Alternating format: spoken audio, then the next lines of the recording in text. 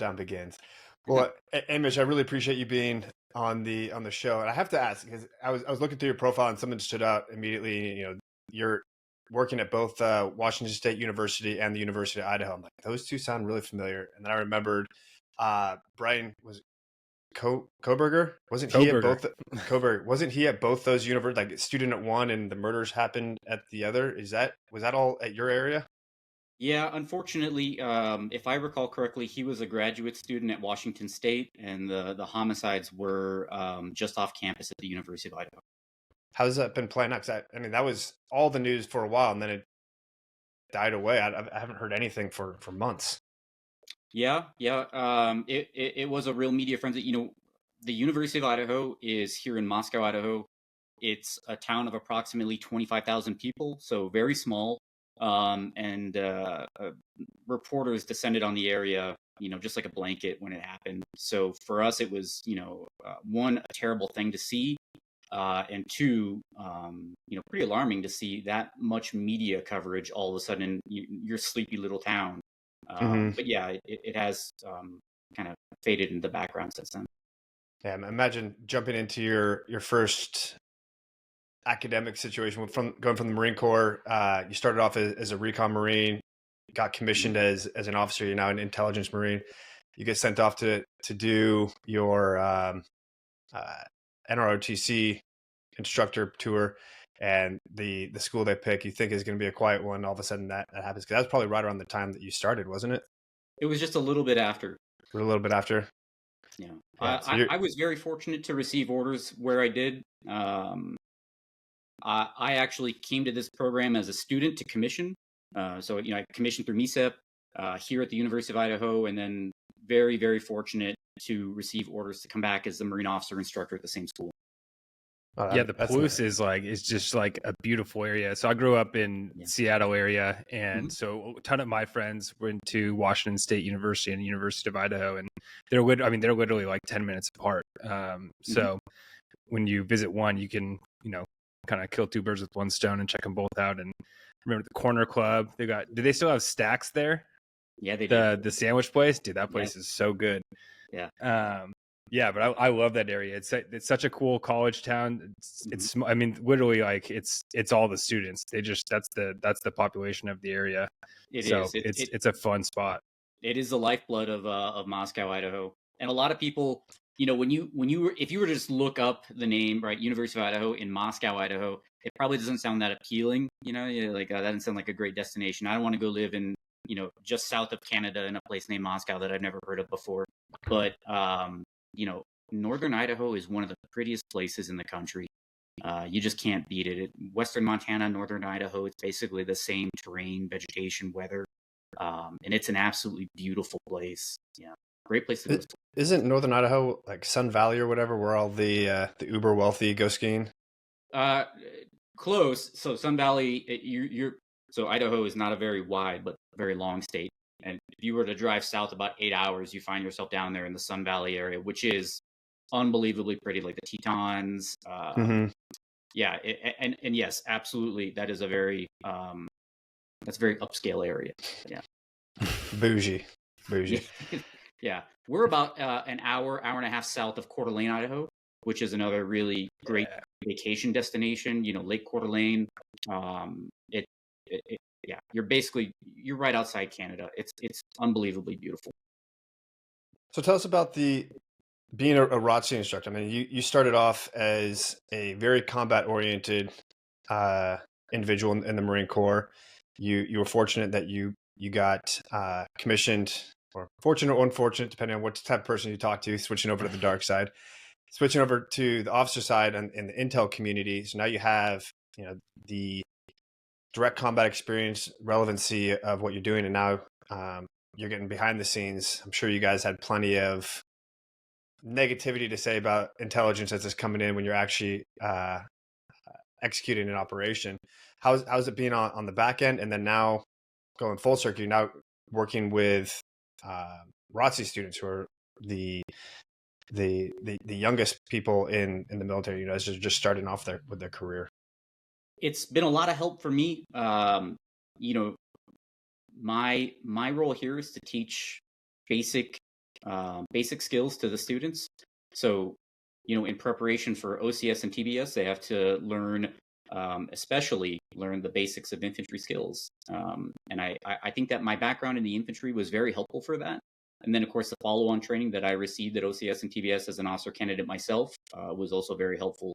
That I think is probably the most important thing that I can contribute to their development is teaching them to be good in the woods. And when did you join yourself? 2004.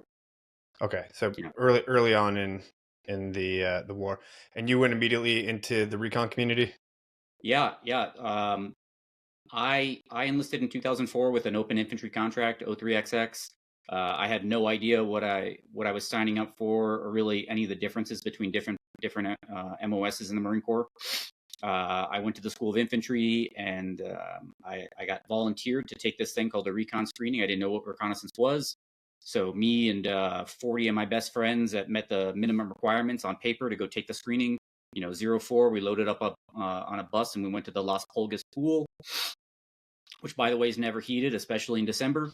And we started the screener.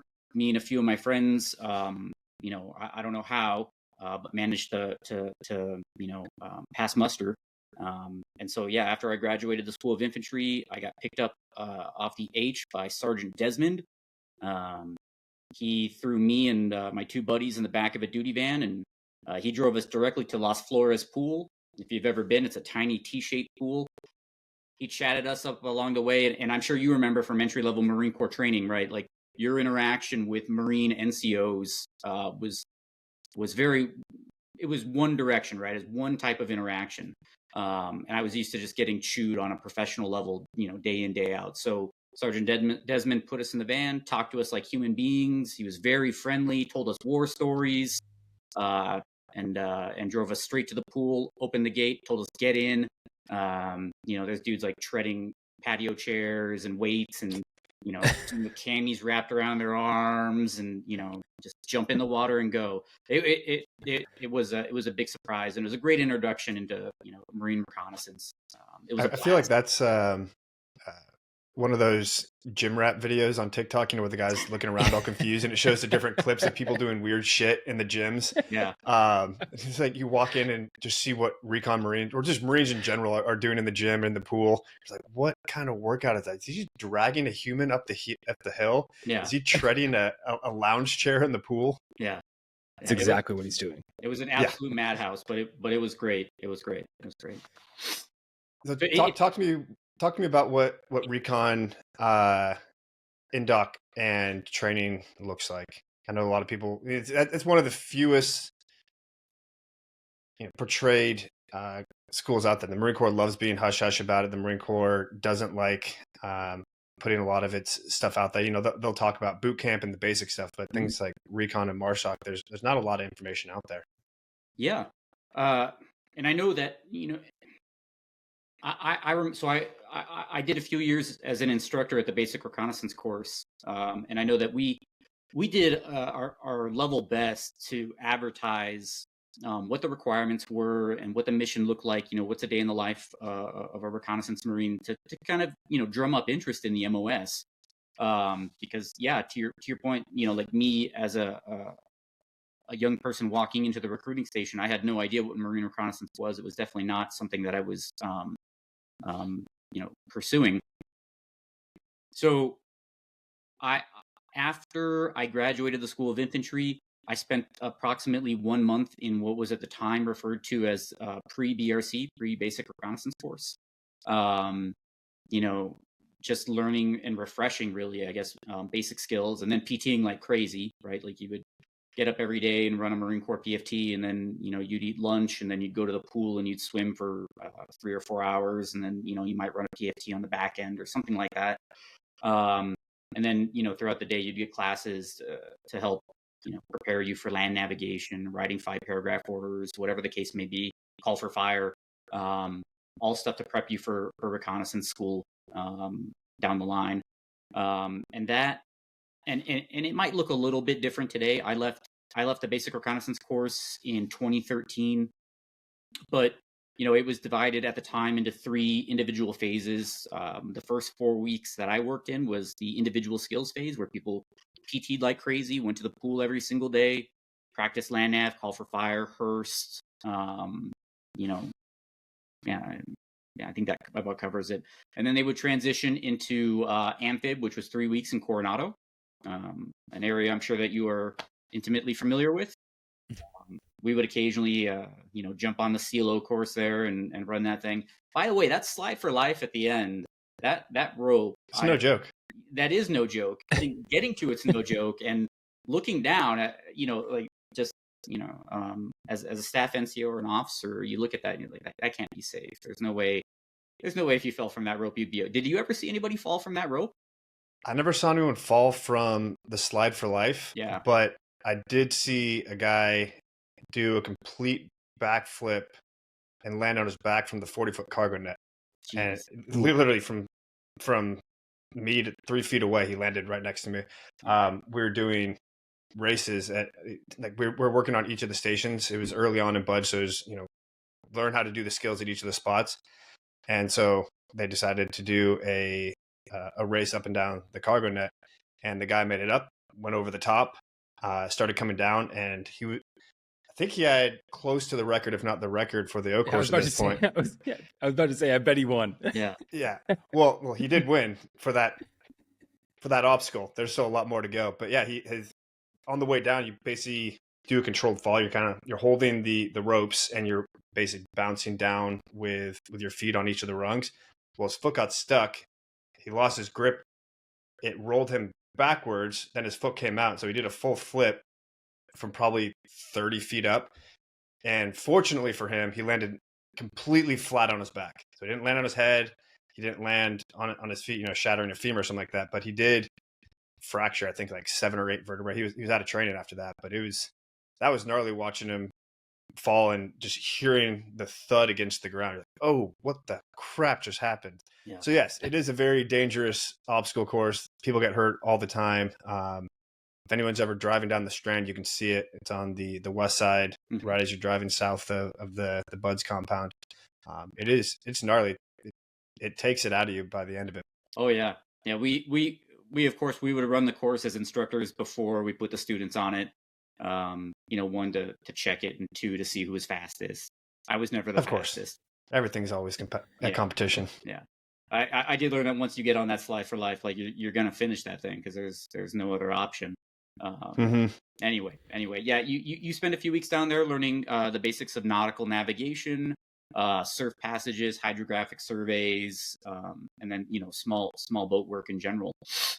You make it sound so gentlemanly, but for anybody that's actually there, there's guys running around with. I'm not talking about the Buds inflatable. Like the Buds inflatable boat, that sucks. It's like a river rapids type boat. The Marines are going around with a full, what is it? Like a 6-meter Avon with an outboard engine still on it. Yeah. Running around the base. Like, oh, you're doing some nautical navigation and some individual work. Like, no, you guys are basically getting your ass beat for 3 weeks down there. Getting some intense individual training. Yeah, I hope I don't make it sound like a gentleman's course. It is anything. You're very calm and nonchalant about it. Yeah. Like, I do some nautical navigation and boat work. By boat work, he means running around with a boat on your head. Well, you do those things, but you do also do the high boat carry. And you will carry that Zodiac, the combat rubber raiding craft, and it's a large boat, and it does have the steel deck plates and stringers and the outboard engine, and then it's usually full of water as well. And fuel. Yeah, it is a contest of will to keep that thing on your shoulder, and not let anybody down. Like to get your back underneath the gunnel and carry that thing is it's a feat. Yeah. Especially if it has to last. Yeah. Boat carries and Buds were atrocious. I mean, you guys probably weren't carrying them as far as us because there's no reason to carry them as far as we would carry them. You just get them at the beach. But, we would run around, and the best way I can have it described is what someone told me. He was a rollback from the class ahead of me. He was like, basically, you find Jesus. Whether you're religious or not, you find Jesus under that boat. It is, because it's not just you carrying the weight. Like if it was just you running with a rucksack, it sucks, but you know, you can control how the weight's going, your pace and all that. There's 6 other people. It's usually 7 people on a boat. So it's usually 6 other people on the boat with you. You're having to keep pace with them. If you're getting tired, you don't have the option to just slow down a little bit. The instructors are riding your ass. They're trying to get you to catch up with the boat ahead of them. You're in soft sand. It's bouncing on your head. Every time we would do a land portage or land portage, about a week later, my entire scalp would just start peeling just because it's just rubbing, and you get sand up in there, and then you have your hat on, and it's just rubbing against your head. You have a shaved head at this point, so it's just completely grinding. You know, it's deep exfoliation. Is that the secret behind your hair, Kevin? Do people just need to go to Buds? So well. Yeah, there we go. All the bad stuff out of the hair. You get great salt intake from the ocean.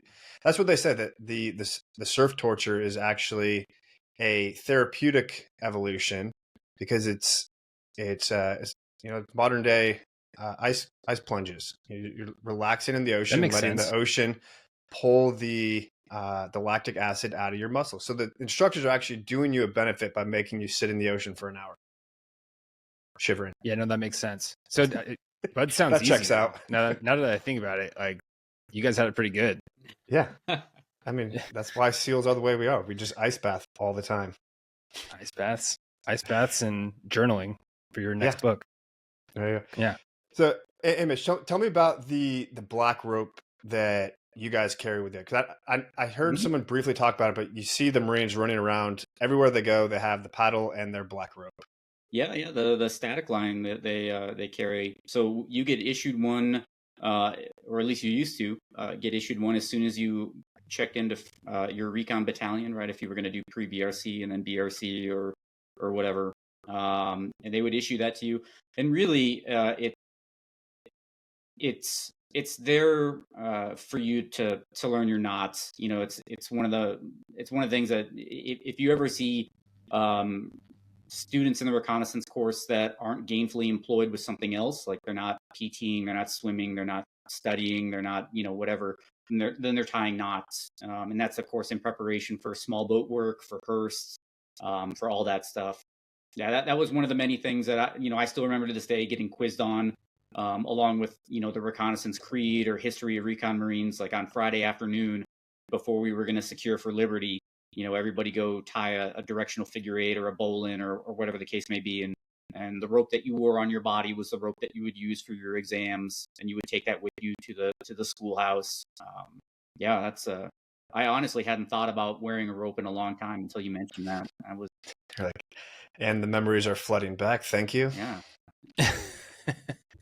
I love me some rope, man. Some time I was on a mountain team, so I've got just a love for fucking knots, man. Know all of them. Yeah, super valuable skill. I mean, I still use it today. It is. We've got a competition up here in the area that our students participate in sometimes. Maybe this would be a good plug for them. It's the Iron Owl Challenge, and it's held in Klamath Falls, Oregon. A couple old Marines run it, Scout Sniper and one of his buddies. And it's like a 3-day event. You go up there, and these students just get run into the ground for 3 days, running through the woods, doing land nav, PTing 2 or 3 times a day, doing some stuff inspired by the SFQ course, like, taking them up on the hill with as many ammo cans full of rocks and nonsense that they can carry, and then making them construct something with it that they can then use to carry a casualty back down the hill. Anyway, it's fantastic. And one of the things that, some of the things that we did in preparation for that last year that were helpful to them were stuff that I did as a young Recon Marine, which was, tons and tons of knot work, tons of PT, Kim's games, observation games, all the stuff we grew up doing. It's the stuff that they get tested on there, which is just a blast. It's great to see our young ROTC students going through that kind of thing and then, executing out in the field. So is it specifically your guys' students from U of I, or is it students from all over the country, or it's open to, who participates in that? It's open to anybody. We only learned about it about 14 months ago. And so we put a team in last year. and it's designed to be a 4-person team with one additional in case somebody gets hurt. So you take a 5-person team out there and compete. It's again for ROTC, and it tends to attract, not surprisingly, ROTC units from nearby. So you get like a team from University of Washington or Oregon State or something like that. But it's open to any ROTC unit, any service academy that wants to field the team. So the year that we went, the Air Force Academy sent a team, and I think the year before that, West Point might have sent a team. But yeah, it's open to anybody across the nation who wants to send 5 people to just get run ragged all weekend. And it's Greg, we can do it. I've got one of my buddies is the program manager over at what's the school up in the Northeast? It's a military college, but it's not like one of the big 4. Citadel, VMI. It starts with a W, I think. Oh, yeah. No, I don't know. Anyways, I got nothing. He's a program manager up there, and like he runs like he's brought in a bunch of mountaineering, a bunch of long range shooting to that school, and he's like really revamped their training program. So I think he would love to send a team over there. So I'll have to tell him about that. Yeah, and they would get a chance to do all that stuff too. I guess the competition involves force marches, lots and lots of PT. But they also have, like a half day that they spend in the pool. And the final event, the year that we went last year, they did have a live fire competition. So they went they went from pistol to ARs to long guns, and it was all part of their ultimate score. So it was really cool. A lot of my students, I can train them to do a lot of stuff, but I'm sure not taking them to the range and putting them behind a long gun. And to have them with a Marine Corps scout sniper coaching them while they're shooting targets out past 500 or 600 meters it's a blast for them. That's awesome. How'd your guys' team do? We did pretty well. We did pretty well last year. Yeah. Nice. Is it more like an adventure race where it's just continuous from start time until 3 days later, or is it evolutions that there's gaps in between where like, hey, you can go take a nap now? There are small breaks in between, but that's mostly for transportation.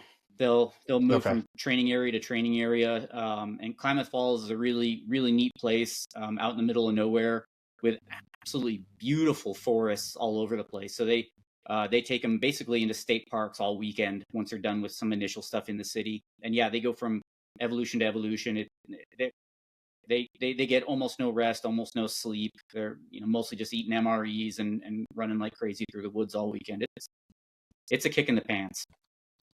And what was it called again? Iron Owl? Yeah, the Iron Owl Challenge. Yeah. Kevin, you should shave your beard and like get a high and tight or something like that, and then I'll like just look like my normal self right now. We'll try to enter in as like a fake ROTC program. And you keep trying to get me to shave my beard and cut my hair. I feel like there's some subliminal messaging. First, I tried to get you to be a baseball player in a. Yeah, that's what it was. You wanted me to go back into military reg so I can be a baseball player for Kristen St. John's movie. Yeah. A little plug for that. She's an NYU student in the film industry. Yeah. So you're a self-proclaimed amateur stoicist. Fan of Stoicism. Stoic. There it is. Words. Just made up a word. Stoicist. I'm gonna coin it. I'll actually make a coin with it.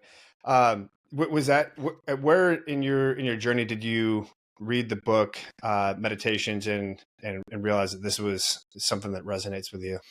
I was really fortunate to pick it up about 10 years ago, maybe just a little bit longer than that now.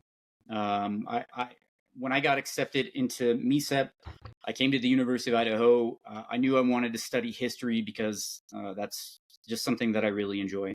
And I got the opportunity to do that. I picked up a minor in philosophy. Like most things in life, most of the really good decisions that I've made, they were pretty uninformed. And this was no different. So I started studying philosophy thinking that it would be mostly virtue ethics, which is what I really appreciate about philosophy. And of course, philosophy is just as much logic and rhetoric as it is virtue ethics. But regardless, the subject of Stoicism, I picked it up after being introduced to it in one of my classes by a professor. And, to say that it resonates is, the understatement of the century. And I think anybody who's ever been in the military would appreciate the meditations. It just makes sense. It's like Kantian ethics, like deontological ethics, duty-based ethics. It just makes sense to most people in the military, the way that we think. So I was super lucky. I think it's changed my life for the better, and I've gone on to read quite a few different texts on the subject, whether that's by modern authors like Ryan Holiday, who's hugely popular and is just a fantastic writer, or other authors from the same general time period as Marcus Aurelius, like Epictetus. It's been a real boon to have that in my life. How do you maintain, like, do you consider it something that you practice, or is it just something that's like a mindset that you try to stay true to? I think it's, and this might be just a terrible answer, but I think it's both. All right. I think it's a way to think, a way to approach life. And of course, just like with anything else that you want to be good at, you have to study it. You have to return to it. You have to refresh those concepts in your mind so that you don't wander too far from those touch points. So yeah, I have a well-worn copy that I take with me everywhere that I go. And I make notes in it all the time. It's kind of fun. I can look back and see the notes that I made in it 10 years ago. And then, how do I reinterpret those things now, being a little bit older, maybe not as literally. There's a passage in there that I held on to for a long time. This idea that, ignore your sense of injury and the injury itself ceases to exist. And as a young infantryman picking that up for the first time, I thought quite literally, like that pain in my knee, right? Like, I'm going to ignore that until it goes away. But of course, the real interpretation of that is that if you ignore your sense of injury in interactions with other human beings, then, you're no longer hurt by that, right? Like, we're complicit when we take offense from something that someone says, that we're part of that problem, and acknowledging that, it frees you from that burden. What is your daily practice, I guess you can say, look like? How is it that you try and implement this into your daily life, that you keep reminding yourself? Is it just through reading it? Do you do journal entries? Do you do essay writing? Physical meditations on it? What do you suggest to, or what is your practice, and what do you suggest to others that are interested in this? I would suggest that most people do much better than I do. I read the text on a regular basis. I make notes in my book. I make notes that I post around as reminders to myself. If you were to look at my desktop at work, then the bottom of the monitor is lined with passages from the Meditations or the Enchiridion. Things that I know I need to be reminded of, because one of the benefits of reading a text like this, in my opinion at least, is that it makes me think about my own character, and acknowledge some of my own flaws, right? Because this is what the Meditations is. Right? This is the journal of Emperor Marcus Aurelius. This was never meant to be published as a book for other people to read. It's not for wide circulation. Somebody gathered these notes up and published them. And as Ryan Holiday mentions, Marcus Aurelius would probably be mortified to find out how many people across the world are reading his personal journal, right? Like, none of us would like that. I know I wouldn't like that. But he's dead, so it's okay. He doesn't mind. So you don't get a say. Yeah. But yeah, I read it, return to it, make notes in it, make notes alongside of it. I know that people like Ryan Holiday, for instance, to come back to him, strong proponent of journaling. I'm terrible about that. I don't do it. I should. I don't. I don't think I'm. It's like eating your vegetables. Right. We know we should. I don't think that I'm interesting enough of a person to keep a journal. I know it should be for me and my own reflection, but even as I've tried to do it over the years, it just seems kind of vain, and maybe a little bit embarrassing when I return to it later on, looking, oh my gosh, what was I thinking? It's like reading an old college paper when I wrote it, and this is my capstone paper as I'm about to earn my history degree. and I'm so proud of it and all the academic work that I poured into it.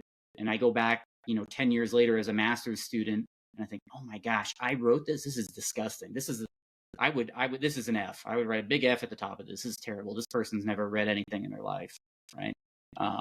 So part of that is me not wanting to revisit those observations I make. Yeah. Well, I think it's a lot like hearing your own voice, and I've had to deal with that being on a podcast now.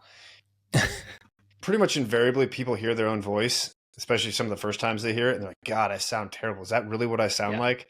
And it's like nails on a chalkboard to hear yourself talk. I imagine reading your own journal, especially from a while ago, it's that same aversion. You don't want to hear your thoughts you had before, especially if they're unedited, unrefined. It's just straight stream of conscious from your brain onto the paper. You want to have a high view of yourself, and then when you read your thoughts, it might tear that down a little bit. You're like, that's what I'm thinking about, or that's how I think, or that's how I write. It's probably troubling for a lot of people to go back and see that they're not as profound or insightful as they might have believed. Yeah, I think that's a pretty fair observation. It can be a little bit disconcerting to look back, to see the things that you wrote, the way that you thought, and realize that that's where you were in life at that point. Or you can look at it. I mean, Marcus Aurelius is he's a pretty profound guy. Obviously, like his situation and what he went through, like being able to distill his own thoughts like that is remarkable. And he's obviously a very competent writer and has the experiences to back up, everything that he writes about. But at the same time, like, I mean, somebody comes across your journal, somebody might read something in that and be like, oh shit, I should be thinking about that. Like I don't know, Brene Brown says it something like you're like, what you're going through right now is like somebody else's blueprint to get them out of some sort of like, I talk about mental health a lot. Like it's their blueprint to get them out of that, whatever hole they're in. So I think there is value in writing your story. And I think all of us, we talk about imposter syndrome quite a bit on this podcast. But I think that we all deal with it. And I think that's part of it. It was what we're talking about right now is just, not thinking that you're remarkable enough to write something down into a journal, even if it is made for you. But I think you're pretty remarkable, Amish. I think that your background is I mean, it's unparalleled to 99.9% of the people out there. So give yourself a little more credit. That's what I'm trying to say. I appreciate you saying that. When you mentioned, hey, you might be interested in doing this podcast, I agreed to it. Again, an uninformed decision. And then, afterward, I went and I looked you up and, found your YouTube channel and looked at the list of guests, and I thought, okay, well, maybe there's been a mistake somewhere. Because when I look at the list of people you've interviewed previously, I'm pretty sure you were, if not for how unique my name is, that you must have been looking for a different Amish Smith when you sent that invitation. Because I don't think. No, it's not common. I mean, there's a lot of Stoics in the military. Mm-hmm. I think that there's quite a few. But you write about it very eloquently on LinkedIn, and I always enjoy your perspectives on there. So I knew that this would be a good conversation to have you come on here to talk about your experience in general, but also about Stoicism and your passion for history as well. Yeah. So and no mistake. I'm excited at the opportunity to do it. I encourage my students to expose themselves to it along with other fields of philosophy. And to your point, there are a lot of great Stoics in the military. And I'm sure you're both intimately familiar with Vice Admiral Stockdale and like his accounts, right? He wrote the book Thoughts of a Philosophical Fighter Pilot, where he talked about his experiences in the Hanoi Hilton, which I use as a case study for Stoicism in one of my classes. We dedicated an entire class to talking about Vice Admiral Stockdale and his experience as a prisoner of war in Vietnam. Absolutely unbelievable, the things that that he not only endured as a POW, but that he managed to maintain his sense of personal dignity, his loyalty to the people that were there with him, to his country, to the mission. I think it's an incredible story, and I wish more people today were familiar with it, and what he managed to accomplish as a prisoner of war. Yeah, the one that always stands out, or the circumstance that always stands out to me, was them describing when he knew that they were going to clean him up to put him in front of a camera as propaganda of how well they're treating him. They gave him, a razor to shave and some other stuff to clean up. And he cut himself up with the razor, beat himself senseless with his own stool, so that and I think he shaved his head too. And he did all that because he didn't want there to be any misconception of the treatment that they're actually receiving in that prison. Yeah, it's an amazing thing. Yeah, he had already been in prison for, I think, several years at that point, and he was he's the most famous because he was the senior ranking guy in that prison. But to have had that foresight to know this is what they're trying to do, having the willpower to do that to yourself. I think he actually might have slit his wrist too. He messed himself up that day. But like having the willpower to be able to do that to yourself solely because you know that the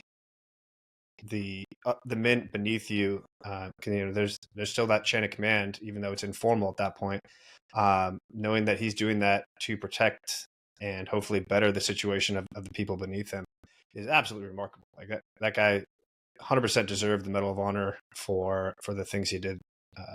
7 years or whatever he was in prison. Yeah, 7 years. And it's remarkable to me because he not only was he a relatively high-ranking member of the U.S. Navy, but he was also part of a relatively prominent family in the United States.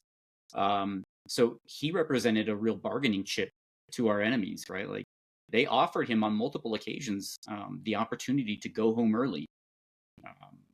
And he understood the implications of accepting that. I mean, obviously, he would have had the opportunity to leave a POW camp and go home to his family.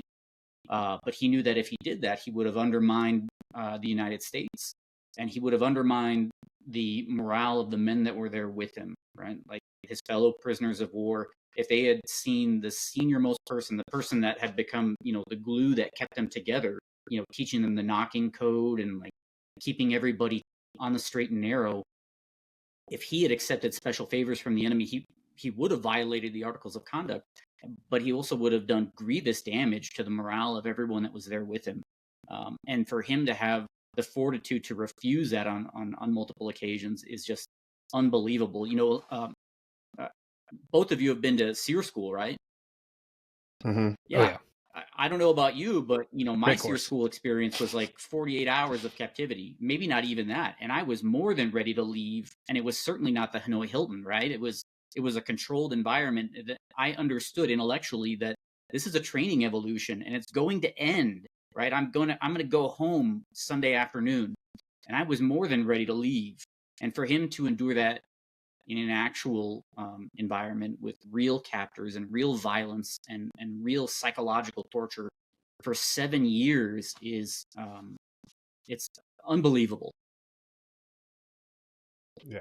And I'm sure he also knew that if he'd taken that bargaining chip to go home, he wouldn't have been able to live with himself.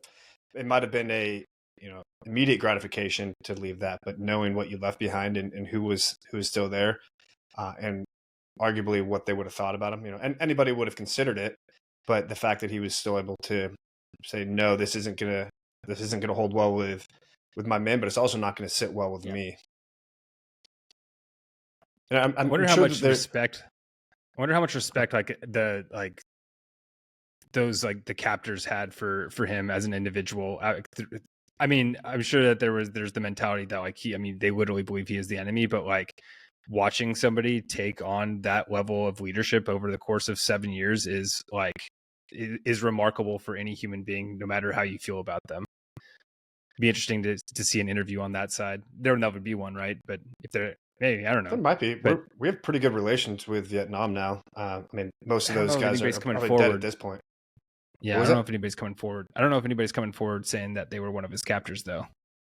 I don't know. That is an interesting Yeah, question. it might have been I never wartime. thought about it from that perspective.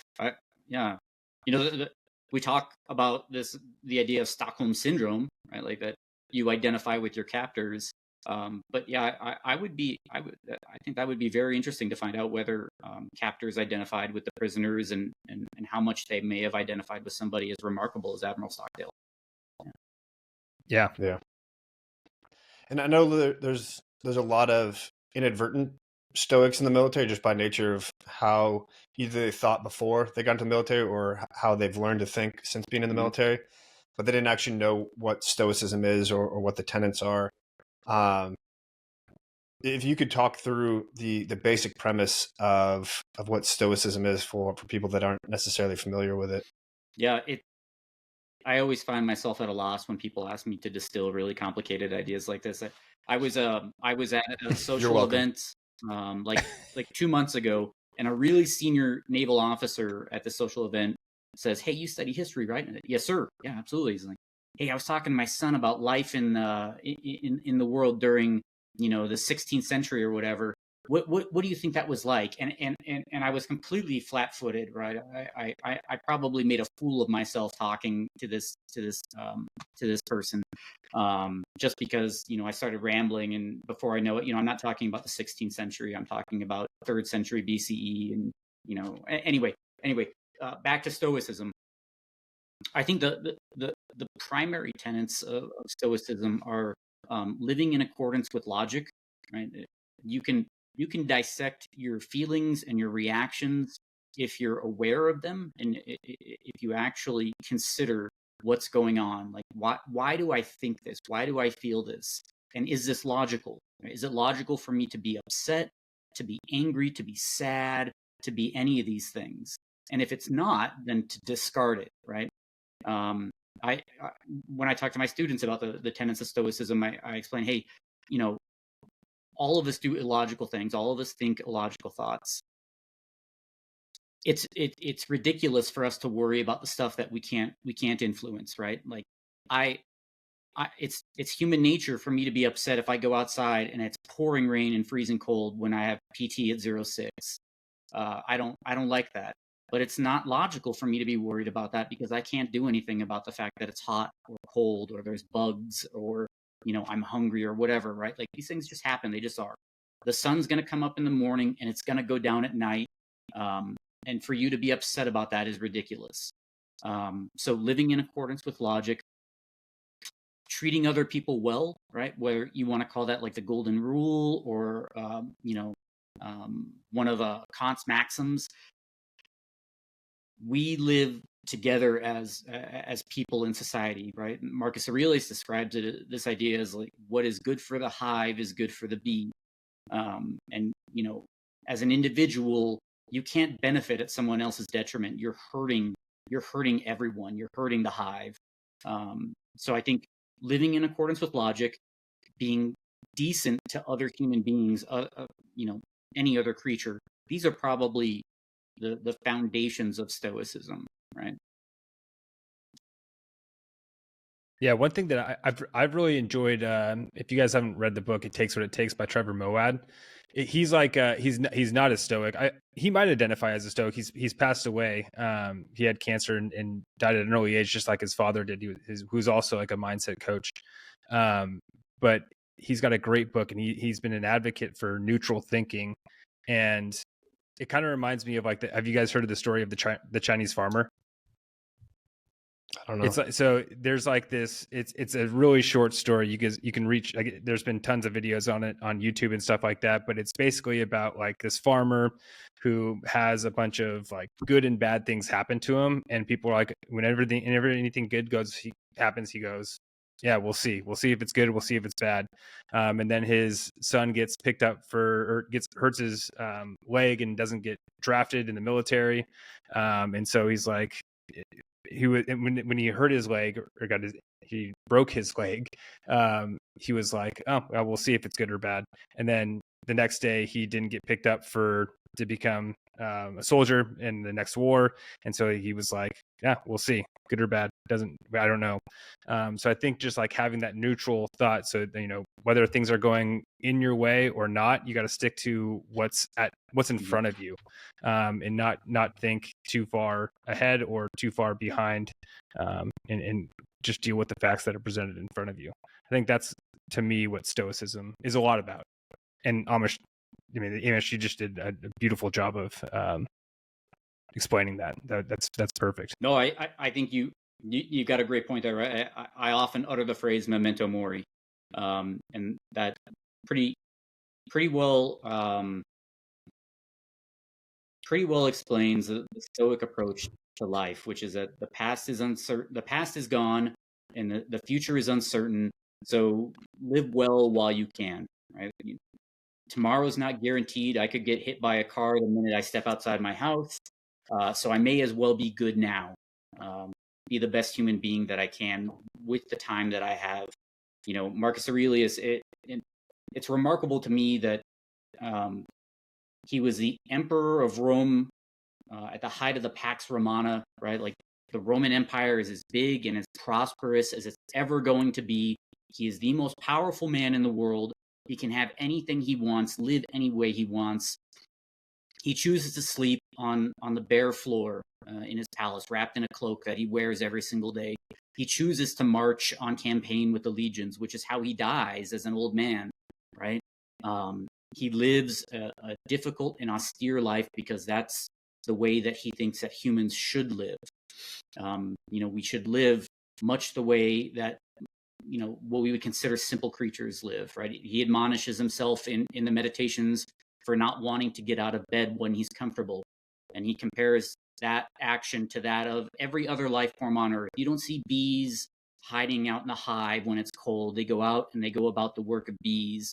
Why are you any better? Go out and be about the work of a person. Live a good life, because we all die, right? This is memento mori, and my Latin is not great, is an understatement. But the idea that all people die, right? We are going to die, and that means you can interpret that so many ways. There's a very literal translation, like, hey, live well in the moment because tomorrow's not guaranteed. It also means, in my estimate anyway, keep a reasonable opinion of yourself.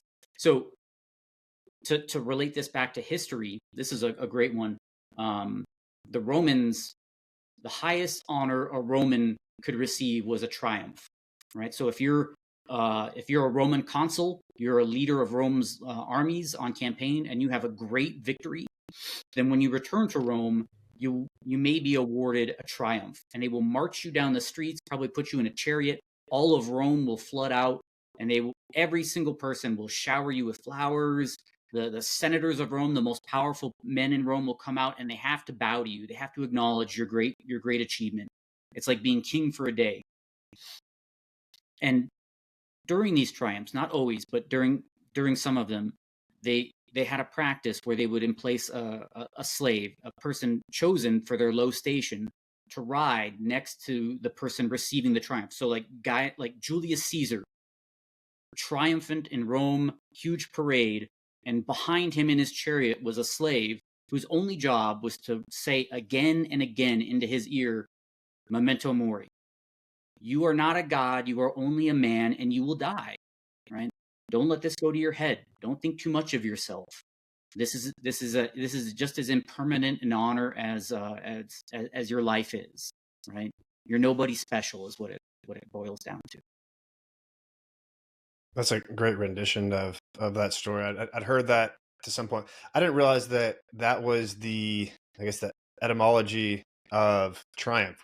It was actual an honor bestowed upon people, and that we've just taken that term as a victory, but really it was more of an award and a recognition of somebody. Yeah, it's a fascinating practice. I'm relatively familiar with it because my advisor as a graduate student, Professor Roy here at the University of Idaho, she'll never see this. She wrote a book all about coinage and Roman triumphs. So I had the distinct pleasure of reading that book, and it is absolutely fascinating. In fact, when you look at Roman military failures, a lot of people criticize Roman commanders for being incompetent, especially during the Punic Wars against Hannibal, right? He beat so many Roman consuls so many times, like slaughtered the Battle of Cannae. He killed something like 70 or 80,000 Romans in one day, in one battle. It's unbelievable, right? And something like 80 or 90 of those were Roman senators. Like he carried a big bag full of senators' rings back from that battle to anyway. So many times the Romans were defeated, and people thought, a lot of historians have been very critical of Roman military leaders, consuls, for probably just being inept. But that doesn't make sense, because for them to become a consul, they had to work their way up in the Roman legion. They had to be a senator in Rome, like somebody really influential, and they also had to be a proven military talent. So why did they suck so much? Why did they get defeated so many times? And part of this practice is because they were hungry for glory. If they weren't successful in their one-year appointment as a consul, then that meant political failure as well, because the two offices are completely interlinked. So some historians today have asserted that maybe it was less a matter of incompetence and more of a desire for a quick and decisive victory, impatience really, externally applied. Just imagine, you had 1 year in your military career as the commanding officer of a unit, and if you didn't achieve a decisive victory against your enemy, you're out. You're a failure, right? And not just in the military, but in society as well. You're going to be you've dishonored yourself. You've dishonored your family. Anyway, that's an aside, but one that I think is kind of interesting. That's associated with the Roman triumph. That's fascinating. Yeah. Does as you're like reading a lot of this history, does it ever come to you like, wow, like I'm seeing this in real time? Like some of these parallels, like that. Have you thought of things that you've seen in the United States or just in the world in general today that remind you of something like that? It's hard for me to draw direct comparisons, especially today, because warfare is so different.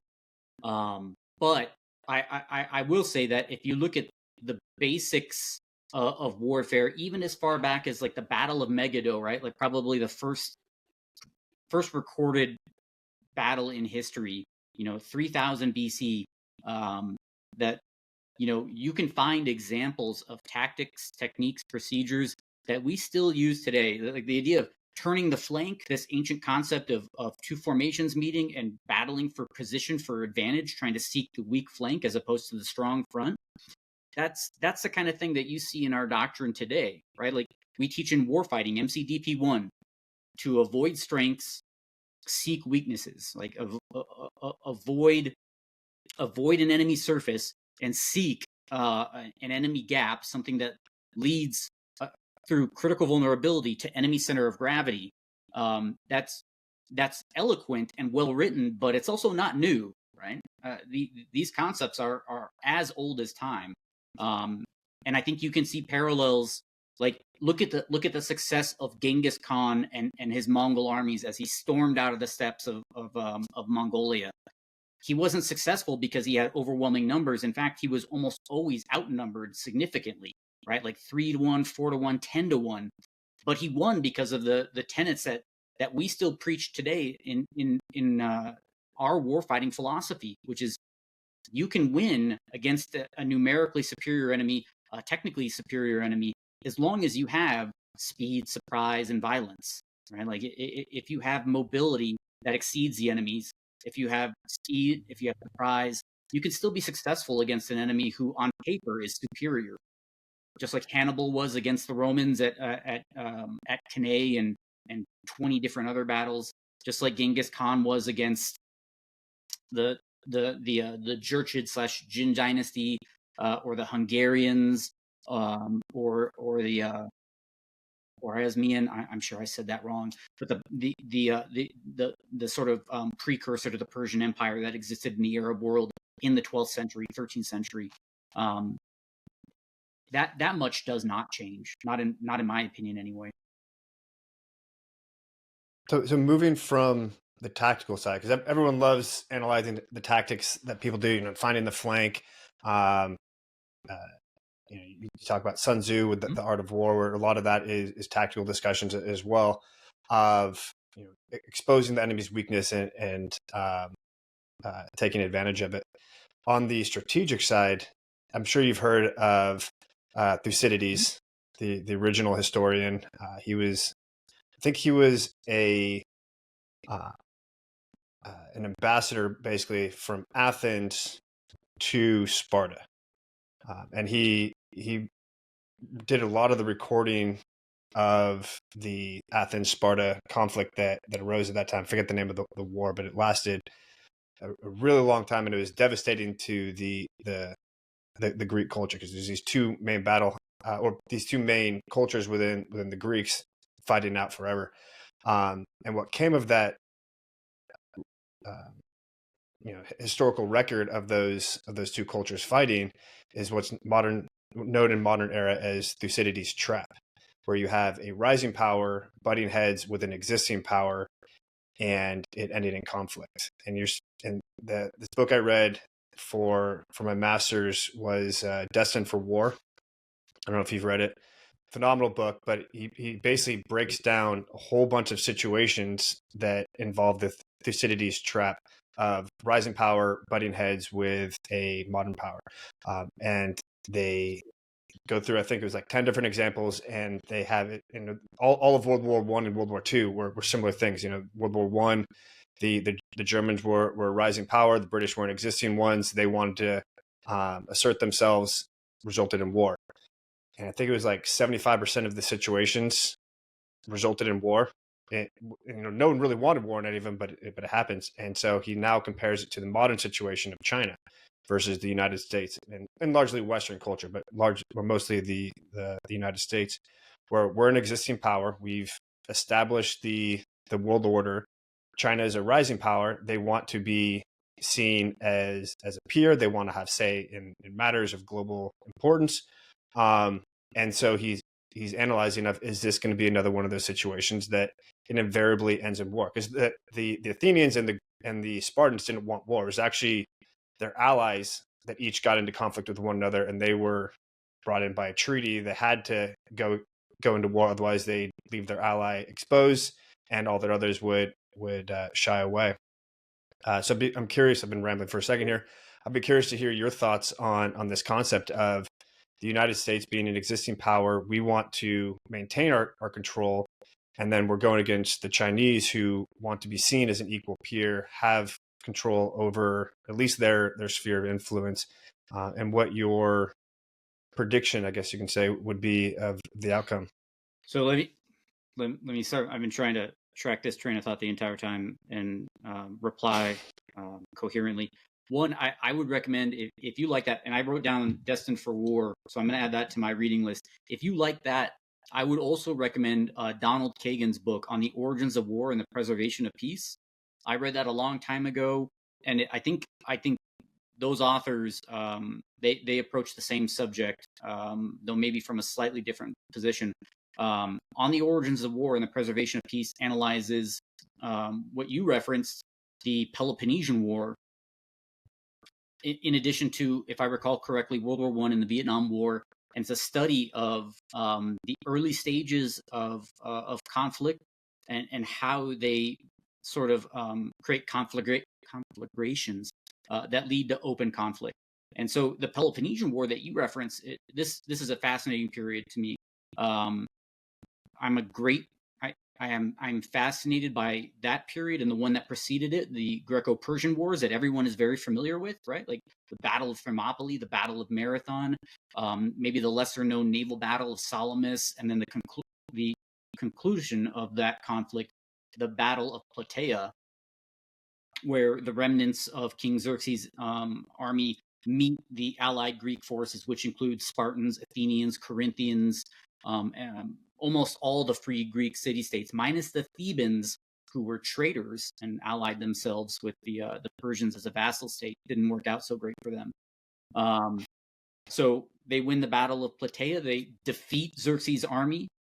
Xerxes, but at this point, has already retreated back to the Persian Empire. He left after the Battle of Salamis, when the Athenians laid waste to his fleet in the Straits of Salamis off of Athens.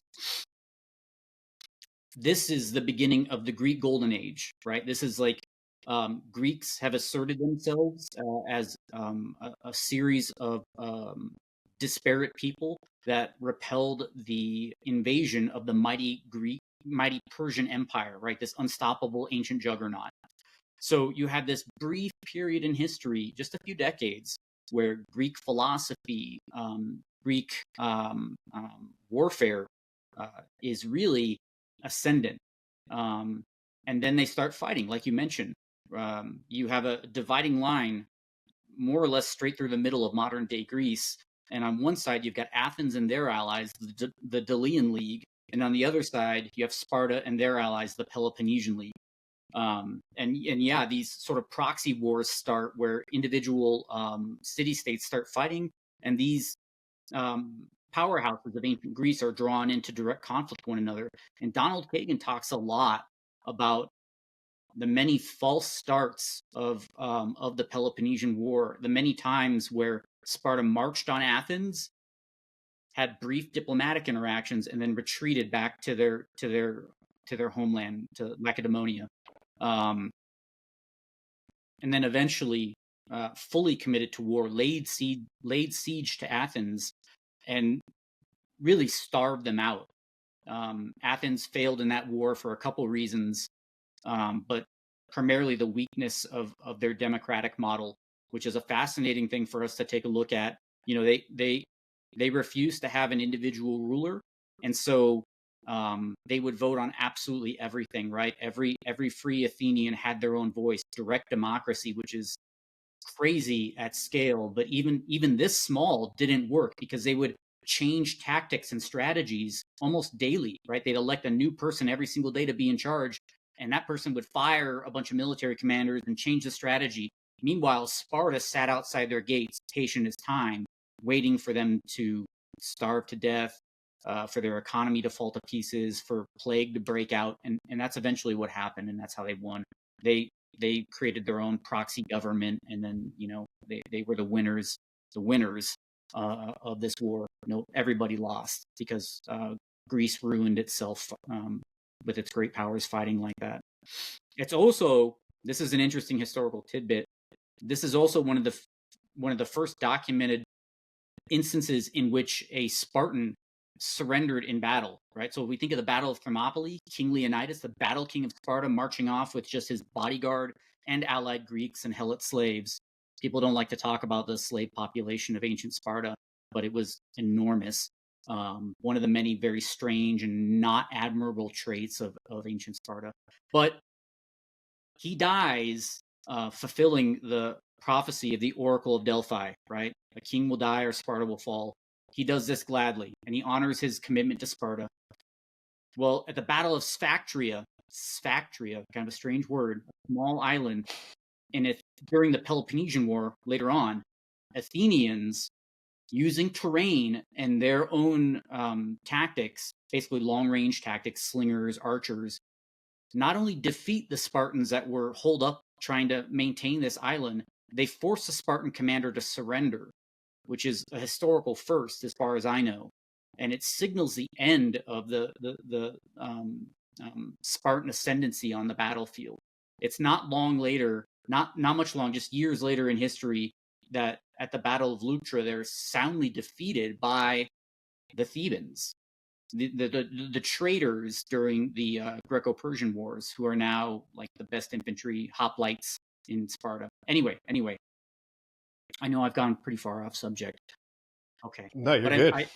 This is fascinating. I love talking about ancient warfare, and the Greco-Roman period is my personal favorite by a long shot. The Battle of Leuctra is basically the end of Sparta, which goes into steep decline after that for many reasons. They had the world's best hoplite infantrymen. They were the deciding factor for victory at the Battle of Plataea against the Persians, but they had serious limitations right? Like the Spartan peers, the red cloak soldiers we're so familiar with, were actually a very small demographic in Sparta. Most of the people that lived there were helot slaves, a very, very nasty thing that they did in order to sustain this whole military culture thing, right? Everybody remembers Frank Miller's 300, where Leonidas says, "What is your profession?" Right? And everybody gets all pumped up. And well, that's because they didn't do anything else. They weren't potters, they weren't farmers. But a kingdom can't exist without those things. And so those roles were filled by captured Greeks, right? Minoans and other people that they captured and then kept as slaves generation after generation. And that's why, one of many reasons why they were so reluctant to march to war, because they only had 10 or so thousand Spartiates, right? Like full red cloak soldiers. And they had something like 80,000 helot slaves that they couldn't just leave untended because they would probably revolt. One of the many serious limitations of the Spartan people. I once heard Sparta referred to as a Spartan empire, which is a ridiculous idea. You can't rule an empire from, this tiny patch of barren, rocky earth in Greece when you have almost no ships, and your army can't really march anywhere because it's afraid of its own people revolting against them in their absence. Anyway, I know I'm way off subject. No, this reminds me of, I'm sure you've heard of Hardcore History, the podcast. There's a great series that he did on the Persian Empire. It was like 5 parts. We listened to it while we were driving cross country and back. Absolutely fascinating, especially the stuff about what actually happens in a battle. Because we can kind of imagine it in our head of 2 warring armies colliding together and fighting it out. And, we have movies like Braveheart where we think this is what it would look like, but we don't actually know, because all the historical records of the time, battle was an assumed knowledge. Like, people just understood how fighting actually happened. And so they didn't record the details of, the soldiers stabbed across in this way, and this is how they actually, there's theories in there that the 2 armies would collide together and there actually wasn't a whole lot of killing happening. It was just, it was, we talk about it in the Marine Corps, is the imposing your will on the other. You're trying to literally push them back and forth, almost like a tug of war, reverse tug of war happening, all the way to the other extreme end of just absolute slaughter and mayhem, and everything breaks down and everybody's getting stabbed and killed. But also the scale of the carnage that's happening, where you have 50,000 people stabbing and disemboweling and removing limbs from each other. The amount of blood and bodily pieces that are just cover a battlefield. He was like, there's nothing that we can actually imagine in modern day society, because we don't have that.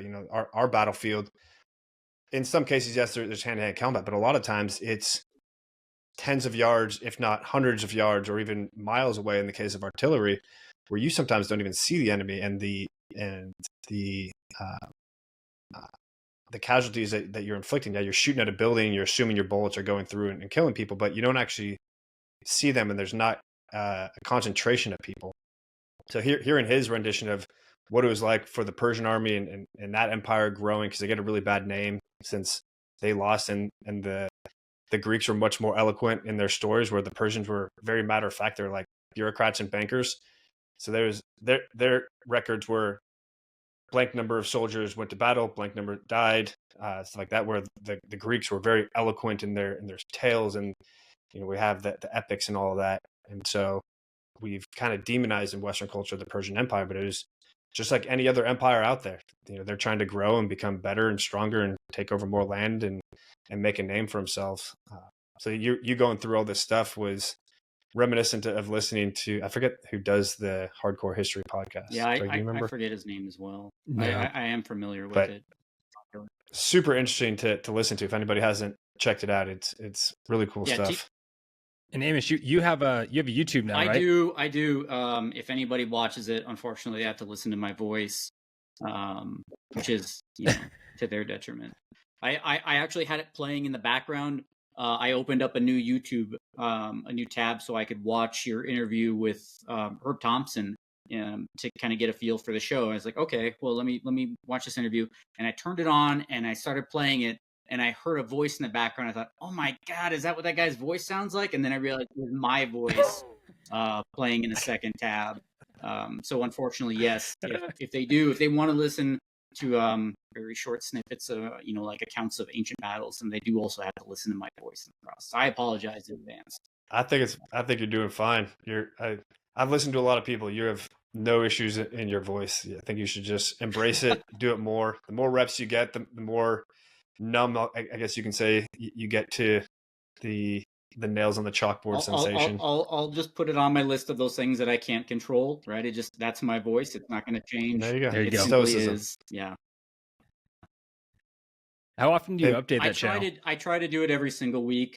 I've been a little bit inconsistent lately. There's just been a lot of stuff at work, and but yeah, I try to just do a new video every week, and they're like 2 minutes long, 3 minutes long. Just what I think are the most important facts about it. Like enemy composition, disposition, outcome, and if there was any kind of long-reaching implication from it. I bet you can turn that into a series channel and add some more detail, some more opinion and analysis to it. I bet you can turn that into a significant channel. Yeah, could be a damn podcast. Yeah, well, or podcast if you want to do that too. I would just have to convince somebody to come talk to me. That would be the difficult part. Yeah. You can just do it all yourself. Honestly, if you're just doing like the hardcore history stuff, he's not talking with anybody. I don't think he's literally taking the history that's out there, putting it into his own words, and then taking the listener through the journey. So you can just keep doing what you're doing, treating it like a college lecture. I enjoy it. It's fun for me to do, and it gives me an excuse to read a little bit more about stuff or return to subjects that I've studied in the past. And anyway, I enjoy it. You'll never. I'll never tire of talking about ancient military history. And so with an ancient problem, taking it into the modern era, what's your take on what's going on in Israel? I know that being on a college campus, I'm sure you're seeing some of the unrest happening, whether people want to bury their head in the sand and ignore it. I don't think this problem's going away. How do you see this playing out? Well, at the University of Idaho, you might be surprised to find out that we don't have a lot of protests. Pretty quiet place. Good to know. At least nothing that I've observed. And I'm doing my level best to keep track of what's going on. But despite my profession in the Marine Corps, like my actual MOS, obviously my billet is Marine Officer Instructor, which is to say that I work on a college campus and I have absolutely no access to information that anybody else in the room doesn't have as well. So, I consume the same kind of information that anybody else does right now. And I could give you some great recommendations for YouTube channels that have put together some pretty comprehensive stuff. So like when the initial hostilities began, I started talking to my students about it, trying to keep them in the loop. And that's one of the challenges, I think, of being an MOI that a lot of people don't think about, is that you're training these students to become Navy and Marine Corps officers, but you have a limited amount of time to work with them because they're also full-time college students, right? So this 19-year-old who wants to be a mechanical engineering major or is a mechanical engineering major who's taking 18, 19 credits a semester of classes that would absolutely crush me, right? I make no bones about that. And me trying to convince him, hey, you should also be watching the news and you should be consuming this information about the war that's occurring between Israel and Palestine right now is sometimes a tough sell. So one of the avenues that I've used is looking for like channels on YouTube like History March. That's a great one. It's spelled MARCHE, and they create animated illustrations. They do ancient stuff, like you could learn about the Hannibalistic Wars, the Second Punic War, or you could learn about the war between Israel and Palestine. They're updating it, like I think almost every week or every 2 weeks or something like that. It's visual, it's narrated. They even use doctrinal ops terms and graphics, which I think is great because it's like a little site. It's like, hey, that's an infantry brigade right there. That's cool. So it added educational benefit for my students. So in terms of what's going on, what have you been, do you ever just sit down and talk with them of this is the situation? Obviously this is what the news is presenting, but the news oftentimes leaves certain things out. Either they don't know, they don't understand the importance of it, they have an agenda, whatever the case might be. Do you talk with your students? I'm sure that they have questions like, hey, am I joining a military that is supporting a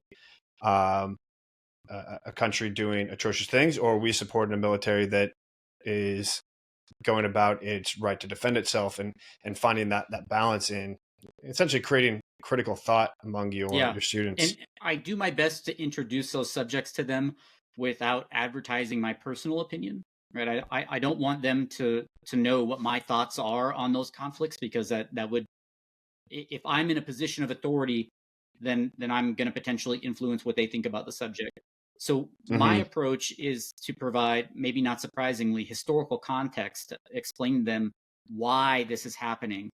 Because, I can't tell you how many times I've sat down and I'm dating myself as well as you. I've sat down with students and I've asked, very foolishly initially, who remembers September 11th, right? Like, of course, none of them do.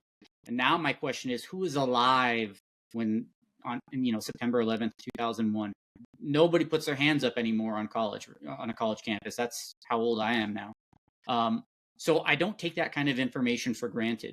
I explain to them the context, beginning with, the division between early Christianity, early Judaism, and early Islam. Like, how did the factions, even within those religions, occur? Right? Along what lines did Sunni and Shia Muslims, when and why did they break? Why is there any distinction?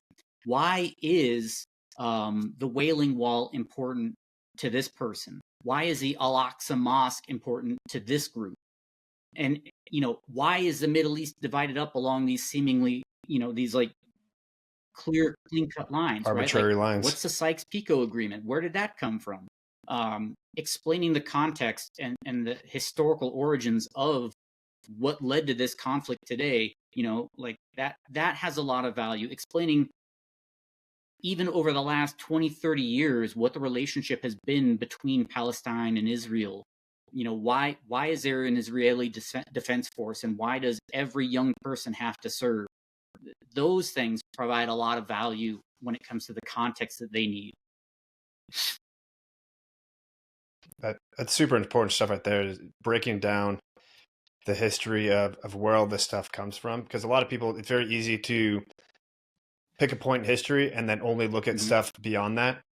And also just see it as, oh, it's just a modern problem. This could all be solved with either a one state or two state solution. But really, you have to go back literally thousands of years at the origin of this problem and see how it keeps going back and forth. Who's controlling this land? Who's getting kicked off it? Who's controlling it? What causes these rifts? And it's so much more detailed than people care to admit or acknowledge. That I find it completely fascinating that people are so quick to pick a side, when literally no one alive today can reasonably understand the full breadth of this problem.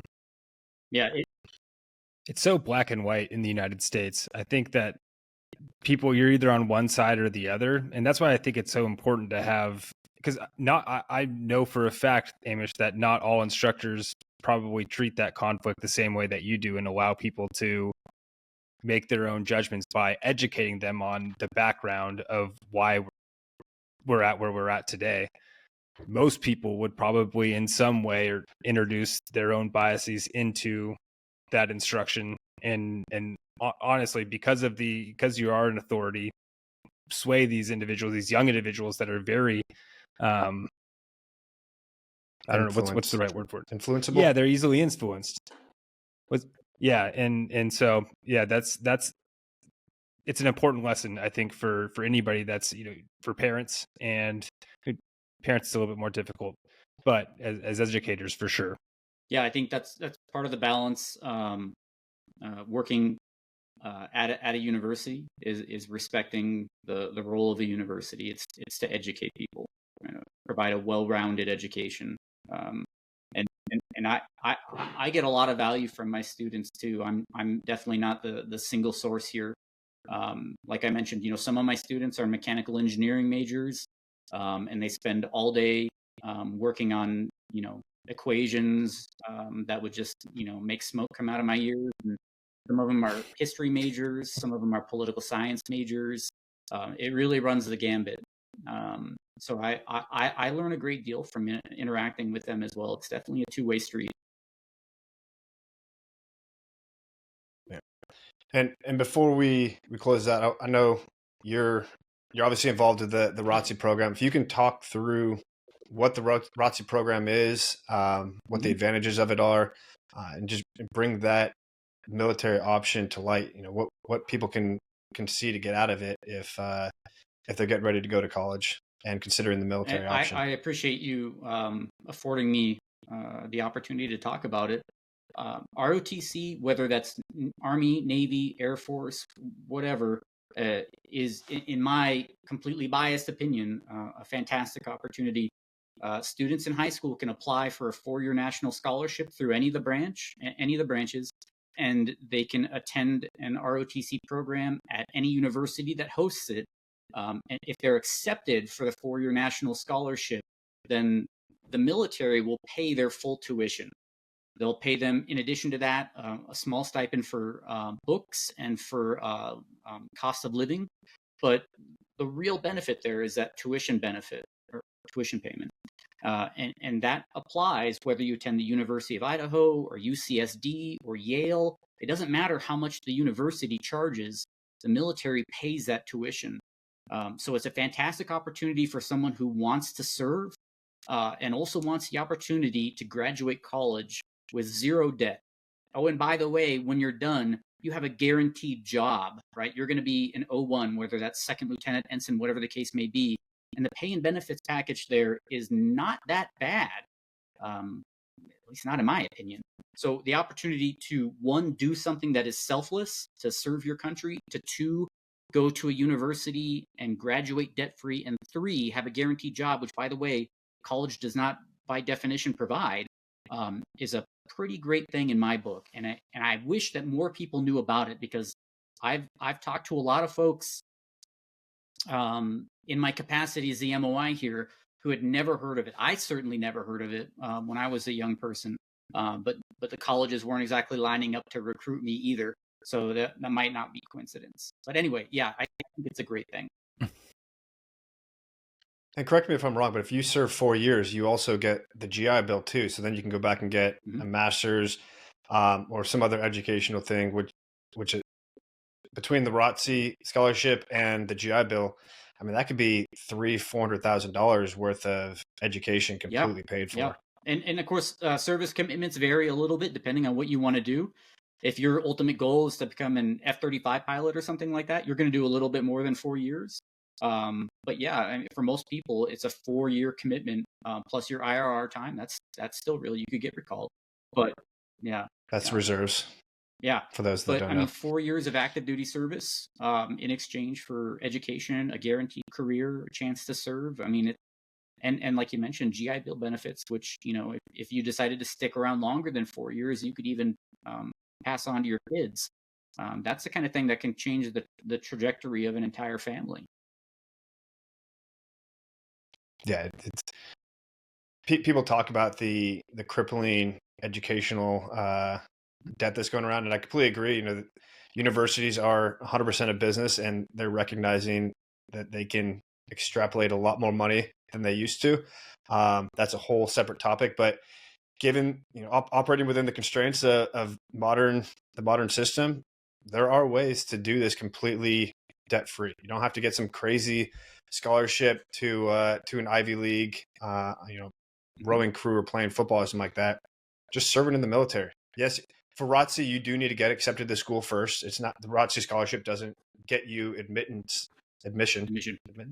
we'll call it admission to that school. You have to still get in under your own merits. But if you get in, you're like, man, this is going to be Yale is expensive. That's going to be $200,000 for me to go to.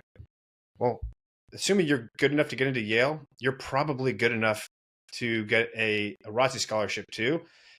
At that point, it probably come down to, can you pass the physical assessment? And now you have a guaranteed job. You have a great university pedigree going with you, and you have zero debt.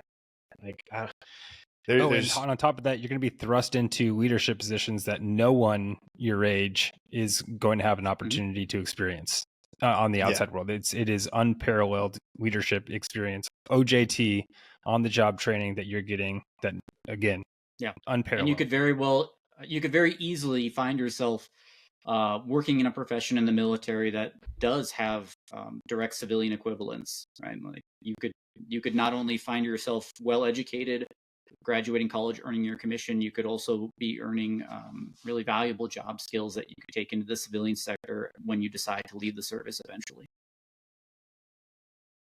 Yeah, not everything's infantry. You know, there's logisticians, there's supply people, there's communication, IT related people.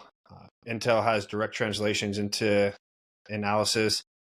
There's a lot of stuff that carries over pretty directly. I'm not going to say directly, but fairly directly, with just some name changes, word changes, and stuff like that, lexicon changes. And so, yeah, the ROTC route is a great tool. And if you don't want to go to college, you can join the military, still get the GI Bill, and use that for a trade school or something down the road after the military's already trained you in that trade, like being a mechanic or an IT person or some other stuff like that. There's a lot of ways to get skills and education through the military. You know, the military has its issues. I'm not here to say the military is the end all be all answer to everything. But if you're trying to figure out what you want to do in life, you don't have a lot of direction. You don't know very few 18-year-olds actually know what they want to do. So I still don't know what I want to do. Yeah. So trying to make life lasting decisions of, I'm going to get, as you keep alluding to, a mechanical engineering degree, and I'm going to be an engineer and work in this space. That was one thing I learned from college. I was an ocean engineer. I learned I did not want to be an engineer. That was the most valuable thing I took away from my college experience. So yeah, the military is a great option to kind of figure out what it is you want to do, get a taste around some options out there, see the world a little bit, or see some not so great spots of the world, whatever it is. Shitholes. Yeah. But it's all perspective. So I think that a lot of people should consider this route to test the waters and get some real life experience outside of just going to school and thinking that your decisions from school are going to be the ones that you actually stick with. I think it's a lot to ask of someone graduating high school and starting college that they should really know the trajectory of their professional life that early. Like you mentioned, so many people get degrees. Maybe they don't even think about why they're getting them when they start the process. It's just, this is the thing I'm going to do, and I'll get this 4-year degree. And then, like you said, they find out that they don't like that thing, right? I don't know how many people that I studied history, and I had people poke fun at me, other Marines that were in MESEP, like, what are you going to do with that history degree? And well, I'm going to enjoy it. I'm going to study something that I actually care about. I appreciate that you're getting your bachelor's in business. Do you like that degree? Well, no, but it'll translate into a good paying job, a job you're going to hate. Like, that's the way you want to live your life. So anyway, different strokes for different folks, but I think a lot of people going into college should really be asking themselves a hard question of why they're picking the major that they are, why they're picking that course of study, because it's something that you're committing to. And there are options that will allow you to explore a little bit before you make that kind of serious commitment. Yeah. And then you can start a history YouTube channel, make a ton of money, and be like, see, told you. Yeah. History major.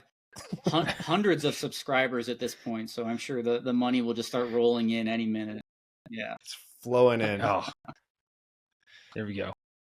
Well, thank you, Amish. I really appreciate you being on the show. You dropped some great knowledge and stories. I think we're just gonna have to have you on at some point to let's do a deep dive into your favorite battle or something like that, and yeah, have that'd be you super cool. Talk us through the high points, the low points, the repercussions, and all that. We'll make you a mini hardcore history. I'll bring a whiteboard. You just let me know. I'll be ready. Yeah. Oh, perfect. Yeah. I love whiteboard drawings. Bring some crayons for Kevin, and this maybe is not some rope for him to tie some knots. And there we go. Yeah, Amish, thank you so much. Thank you, awesome, man. Thank you. Really, I really appreciate you inviting me to come talk today. This was a blast. My pleasure.